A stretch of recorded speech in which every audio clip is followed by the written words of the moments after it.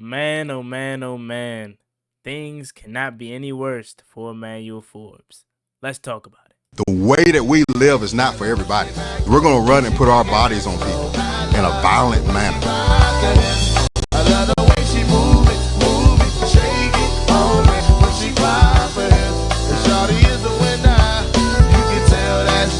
You know what time it is. It's time to come out. I love the way she move it, shake it on me.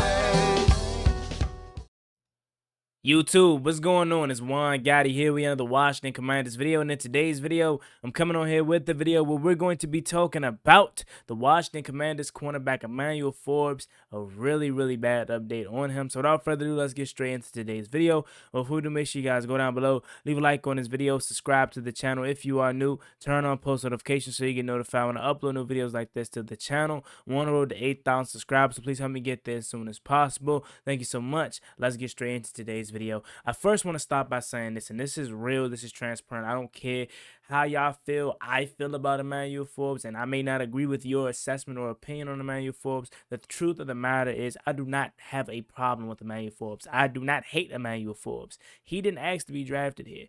My issue is I root for him, and I'm hard on him because he's a first-round pick, and I expect him to be really good, and he's just not. However, that has nothing to do with his health. I never want to see a player get injured. I never root for injuries. I never want to see a player down and out. And unfortunately for the Washington Commanders, Emmanuel Forbes is going to be out for the next 4 to 6 weeks, potentially with undergoing surgery to repair a torn UCL in his thumb. And I'll be honest with you, that sucks for him for two reasons. One, because he's going to miss the next maybe 2 months with an injury, and he's already coming off of a really bad rookie season, so the fans like myself are really down on him and don't really see no upside to him.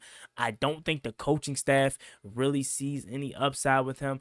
I think this may be the reason he got benched, but it also could be because of the penalty flag that he got, where he got the face mask and the pass interference on the same call. I'm not sure if that is the reason why he got benched or if this is the reason why he got benched. But Forbes is definitely, man, it's been a disappointment, to say the least. And again, I gotta reiterate for all the people in the comment section that's gonna try to come on here and be mad at me for my opinion. I just don't like Emmanuel Forbes as the player of the pick. I just didn't think he was the one. I thought Christian Gonzalez should have been the one, but we ain't gonna beat that dead horse today because it's no point. I just want y'all to understand I do not have a problem with this kid as a person or, you know, as a human. It's just as a player, he's not good. And I think the regime, this team sees that. That's why they initially in the unofficial depth chart going into training camp, or the preseason rather, they had him on the 5th string. That's why, again, Sunday they were easily able to bench him because they don't see the upside to him. I put out his all 22 yesterday, and I'm not gonna sit up here and act like it was just terrible. It was just bad every single play. But Forbes, remember when we drafted him, another thing that they liked in him was his ability to be, to make tackles and not be afraid to come downhill. He looks afraid of contact. Like anytime he gets around a tackle or gets around like he has to make a play, he backs off, or he really just doesn't look like he wants to hit. And at this level, you can't be afraid to go and make a play. I don't care how small or big you are. Look at Devonta Smith and the Eagles, bro. He's a wide receiver. He's small, but he takes hit every single time he's out there. You got to have that dog in you. And I just don't think Emmanuel Forbes has that dog in him. And unfortunately for the Washington Commanders and Dan Quinn, we have to inherit Ron Rivera's so much bad picks that now we're put in a position to where this regime has to rebuild every position. Let's be real, y'all. Look at the 4 draft picks Ron Rivera drafted in the 1st round. Chase Young, bust. Jamin Davis, mid. Jahan Dawson, traded. Emmanuel Forbes, injured going into his 2nd year and not really high on him, and he probably is done here in Washington. Let's just call it what it is. If he was going into his 3rd year like Jahan Dawson, he probably would have got traded too. He's not any good, and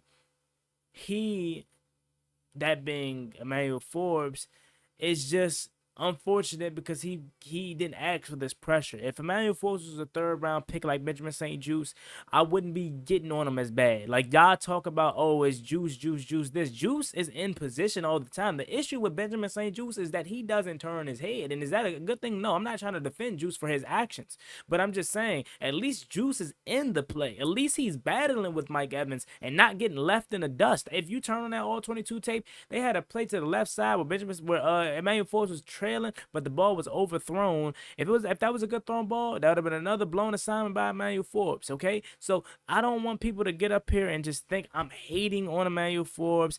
I don't want Emmanuel Forbes to thrive. I don't want him to be good. I just call it how I see it. Emmanuel Forbes hasn't been the best, and he's hurt right now, and he's going to be out for the next 4 to 6 weeks, and it's just looking like yet another bad pick by Ron Rivera. It sucks for us as fans because we want to root for Forbes. We don't want to come on here and make videos about how bad Forbes is. I want to be like my man Jalen's dad and say, oh, Emmanuel Forbes is going to have a Pro Bowl season. Emmanuel Forbes is going to be an All-Pro corner. I want to do that. I want to have a Patrick Surtain. I want to have a Jalen Ramsey. I want to be able to have a shutdown corner. That's just not the case. And as fans, some fans have to just stop being, solely positive and so gone off this team that they're just delusional at that point. Like, a lot of fans want to come on here and defend Forbes and his actions when you just gotta face it, he's not good.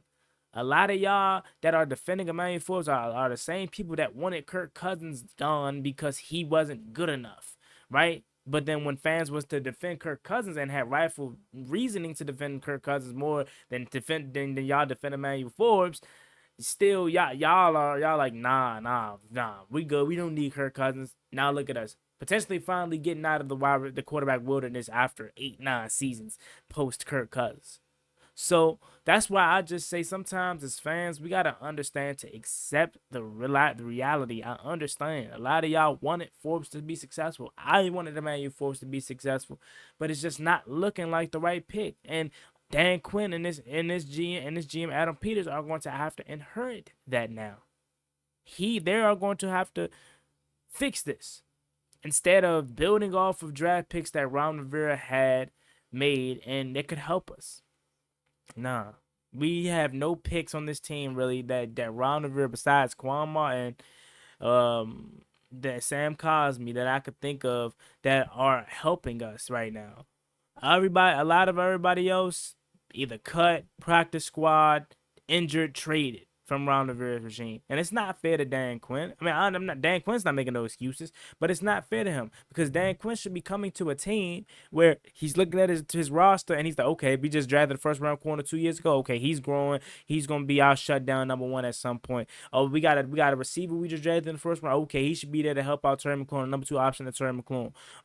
He's traded. Oh, he got Jamin Davis. Okay, he should be a linebacker that could potentially help us and be a part of this linebacker unit. Oh, he's moved to defensive end, and that may be ultimately a positive for Jamin Davis because I do feel like the last regime used him in the wrong light, but that's the only guy that's still here that potentially could do something, and he's even on a 5th year. He's not even on a 5th year option. They declined his 5th year option, so he has to the end of the season to prove to them that he's worth another contract, or most likely than not, he's going to be gone.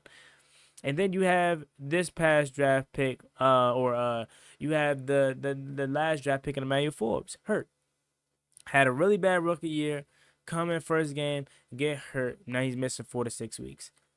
I am definitely devastated because I want this team to be good. I want players like Emmanuel Forbes to be a part of it, but sometimes you just got to come to the reality that maybe he's not it. And what are we going to do moving forward now that Emmanuel Forbes is going to be out for the next 4 to 6 weeks? I think this team is probably going to end up doing maybe bringing in Noah Iganagani, maybe calling up Chigi Awusium or somebody like that. Maybe we go to free agency to see if Xavier Howard is available or some other guys that can come out and help. I'm not sure at this very moment what we plan on doing because this is such a new, this is breaking news that just happened. So let me me know what y'all think about it down below in the comments section. Again, Emmanuel Forbes is injured and will be missing 4 to 6 weeks of the season. Again, I hate to be like this, but I am a realist. I would love to come on here and talk positively of Emmanuel Forbes, but the truth of the matter is that the kid has had a rough start to his career, and he hasn't been good in Washington, and now he is injured. So we're going to see. Make sure you guys like, comment, and subscribe. Turn on post notifications. Use promo code JGTS at checkout on SeatGeek to get $20 off your first purchase. Once again, Emmanuel Forbes is out and is going to be missing about 4 to 6 weeks with a torn UCL in his thumb. Y'all have a blessed one. Stay safe. Be easy out there. Peace.